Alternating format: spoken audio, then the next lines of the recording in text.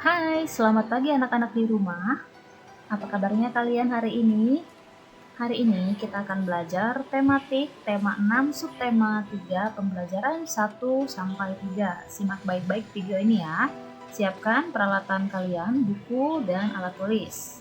Kalau sudah, mari kita persiapkan diri kita berdoa terlebih dahulu.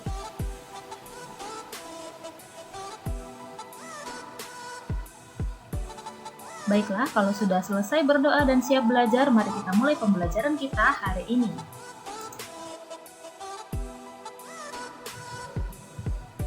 Kemarin kita sudah belajar tentang pengertian puisi dan jenis-jenis puisi. Nah, sekarang bagaimana cara membaca puisi? Cara membaca puisi salah satunya dapat dilakukan dengan cara deklamasi. Apa itu deklamasi? Deklamasi merupakan cara membaca puisi tanpa menggunakan teks. Orang yang mendeklamasikan puisi harus menghafal teks terlebih dahulu. Membaca puisi memerlukan pelafalan yang jelas, intonasi yang tepat, dan harus memperhatikan pemenggalan kalimat. Perhatikan contoh menentukan jeda pada puisi berikut ini. Yang pertama, tanda garis miring 1. Berarti berhenti sebentar untuk bernafas. Jadi tanda ini digunakan kalau kalian akan berganti kalimat, tetapi sebelumnya akan menarik nafas terlebih dahulu. Yang kedua, tanda garis miring 2 berarti berhenti agak lama. Dan tanda garis miring 3 berarti berhenti lama sekali.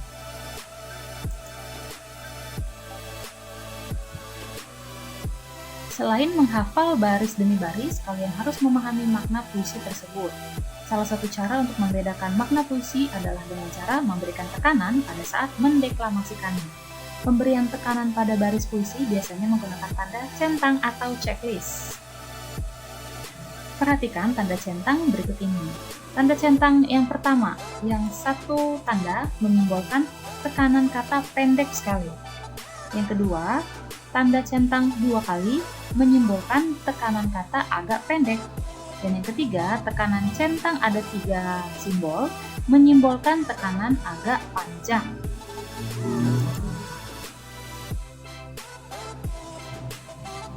Lafal dan intonasi dalam puisi.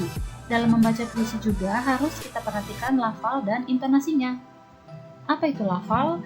Lafal atau pelafalan adalah cara mengucapkan kata-kata dalam puisi. Jadi, setiap kata dalam puisi harus dilafalkan atau diucapkan secara jelas.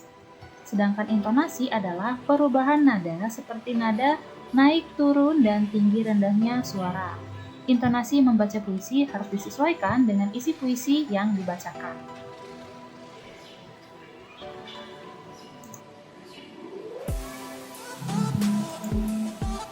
Intonasi dan lafal sangat berkaitan dengan irama. Irama merupakan unsur penting dan jiwa dari sebuah puisi. Irama adalah totalitas dari tinggi rendah, keras lembut, dan panjang pendeknya suara. Irama tercipta dengan melakukan intonasi.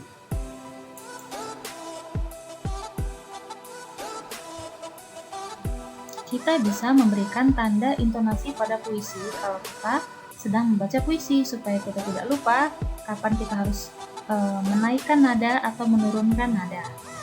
Misalnya, tanda V, V-nya 1 kali, ini tekanan kata pendek sekali. Tanda yang kedua yaitu V 2 kali adalah tekanan kata sedikit sekali. V3, triple V, tekanan kata sedikit panjang. Dan V4, 4 kali V, artinya tekanan kata sedikit panjang sekali. Dan tanda ini, tanda underscore, kemudian garis miring, tekanan suara meninggi. Dan yang terakhir, 4 kali underscore, artinya tekanan suara agak merendah.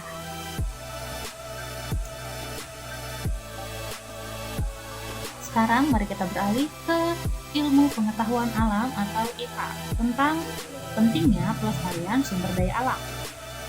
Indonesia, seperti yang kita ketahui, adalah negara yang beriklim tropis, berbentuk kepulauan. Kondisi ini menjadikan Indonesia sebagai negara yang memiliki banyak potensi sumber daya alam. baik hayati maupun mineral. Sumber daya alam hayati maupun sumber daya alam mineral ini memberikan banyak manfaat bagi masyarakat dan negara. Keberadaan sumber daya alam, baik hayati maupun mineral, harus selalu dijaga kelestariannya. Setiap warga negara Indonesia punya kewajiban untuk menjaga dan memelihara alam serta sumber daya alam yang ada di dalam.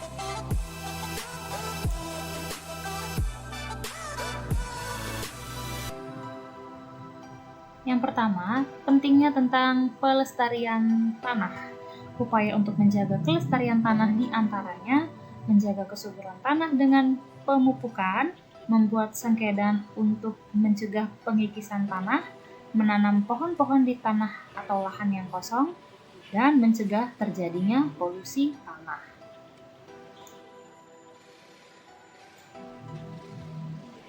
Selanjutnya, pelestarian air. Upaya untuk menjaga kelestarian air diantaranya pemakaian air dengan hemat, membuat lubang untuk meresap air hujan, penghutanan pada lereng-lereng yang gundul, dan pengolahan kembali air limbah industri.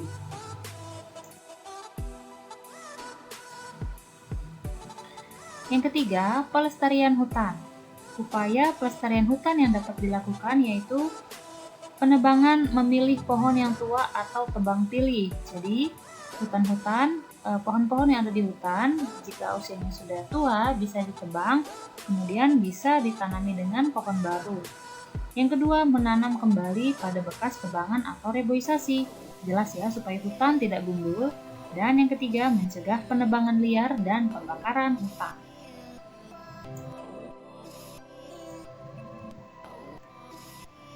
Berikutnya, pelestarian barang tambang. Barang tambang merupakan sumber daya alam yang tidak dapat diperbaharui. Oleh karena itu perlu dijaga kelestariannya. Pelestarian barang tambang dapat dilakukan dengan cara menggunakan barang tambang sehemat mungkin, mendaur ulang bahan tambang logam, dan menggunakan bahan pengganti seperti mengganti besi dengan plastik.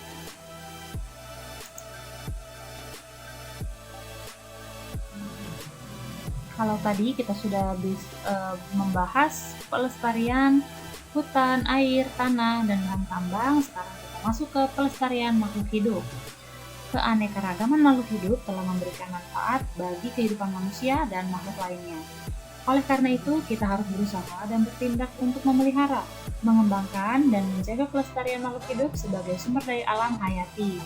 Dampak buruk yang diakibatkan oleh kepunahan suatu jenis makhluk hidup sangat merugikan kehidupan manusia.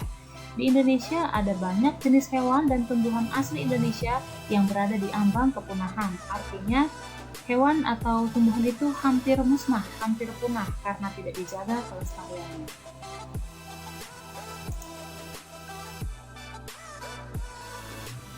Usaha pelestarian hewan.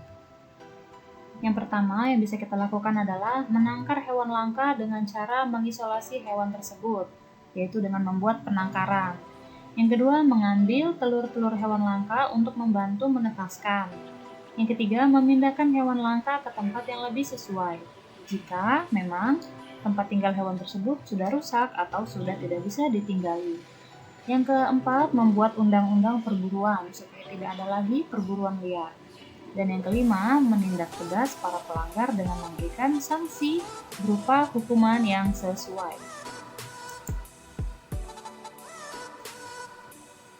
Selanjutnya, mari kita lihat usaha pelestarian tumbuhan.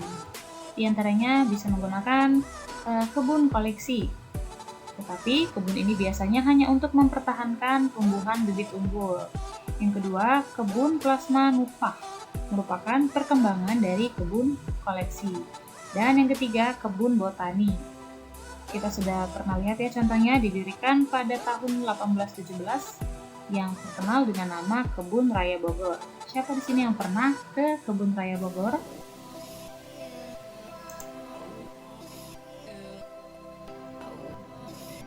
Pelestarian hewan dan tumbuhan secara garis besar dapat dilakukan dengan dua cara, yaitu in situ dan ex situ. Pelestarian in situ adalah pelestarian yang dilakukan pada tempat asli hewan atau tumbuhan tersebut berada. Contoh pelestarian in situ adalah Suaka Marga Satwa, hutan lindung, dan taman nasional. Suaka Marga Satwa merupakan kawasan yang melindungi hewan, kalau hutan lindung merupakan lingkungan yang melindungi tumbuhan, dan taman nasional merupakan kawasan yang melindungi hewan dan tumbuhan. Kalian harus tahu ya perbedaan tiga tempat ini.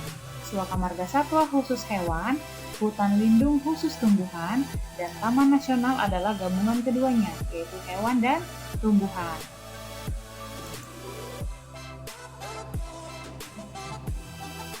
Yang kedua yaitu pelestarian ex situ, adalah pelestarian yang dilakukan di luar tempat tinggal aslinya.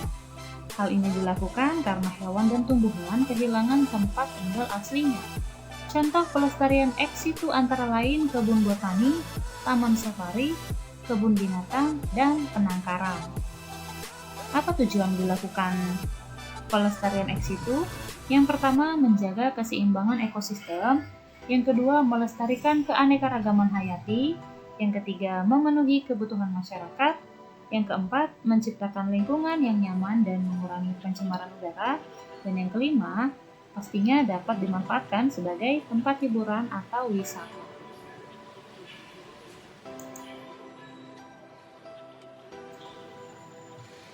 Peta persebaran sumber daya hewan dan tumbuhan. Peta persebaran sumber daya alam berupa tumbuhan menunjukkan daerah-daerah yang memiliki sumber daya alam tumbuhan untuk memenuhi kebutuhan masyarakat. Sumber daya alam tumbuhan dapat berupa tanaman pangan, tanaman industri, dan hutan. Semuanya tersebar di berbagai tempat di Indonesia.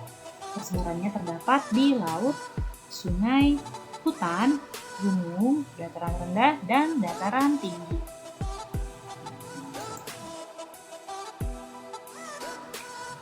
Mari kita lihat peta persebaran sumber daya alam hewan. Di sini sudah terbagi ada peta Indonesia bagian barat, tengah, dan timur. Di Indonesia bagian timur ada hewan yang sangat terkenal yaitu burung cendrawasih. Disinilah persebarannya berada di Indonesia bagian timur. Sedangkan di Indonesia bagian tengah, hewan-hewan langka atau hewan-hewan yang dilindungi berupa burung jalak Bali, anoa, kuda, penyu, dan babi rusa. Sedangkan untuk di wilayah Indonesia bagian barat, hewan-hewan yang hampir punah dan dilindungi yaitu beruang, badang, kancil, gajah, orangutan, dan harimau.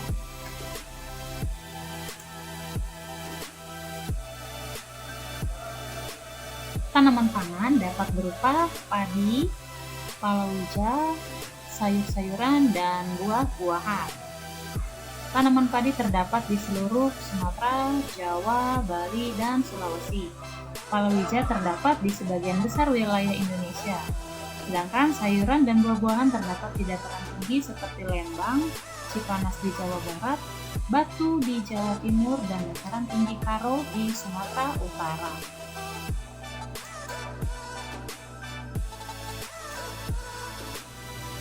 Tanaman industri menghasilkan bahan-bahan industri dan perdagangan ekspor. Berikut jenis-jenis tanaman industri. Yang pertama, tebu. Terdapat di Kalimantan, Sulawesi, Maluku, Papua, Jawa Tengah, dan Jawa Timur. Yang kedua, karet. Terdapat di Palembang, Jambi, dan Riau. Kopi. Terdapat di Jawa Barat dan Jawa Timur. Teh terdapat di Jawa Barat. Dan kelapa sawit terdapat di Medan, Jambi, Palembang, dan Lampung.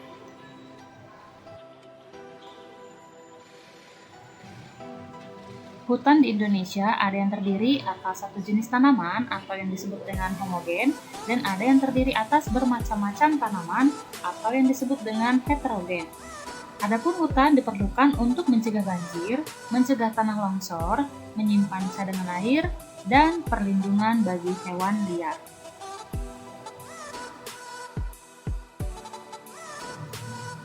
Sekarang mari kita beralih ke seni budaya dan prakarya. Kita akan mengulas kembali materi kita di semester lalu, yaitu tentang kolase. Masih ingatkah kalian dengan kolase? Apa itu kolase? Ya, kolase adalah teknik untuk membuat karya seni rupa dua dimensi dengan cara memotong dan menempel. Bahan yang digunakan misalnya kertas, kain, kaca, logam, kayu, dan bahan lain yang ditempel pada permukaan gambar. Membuat kolase dapat menjadi prosedur menghias atau mendekorasi untuk diterapkan pada kartu ucapan, tas kertas, kotak hias, cover buku, dan bingkai foto.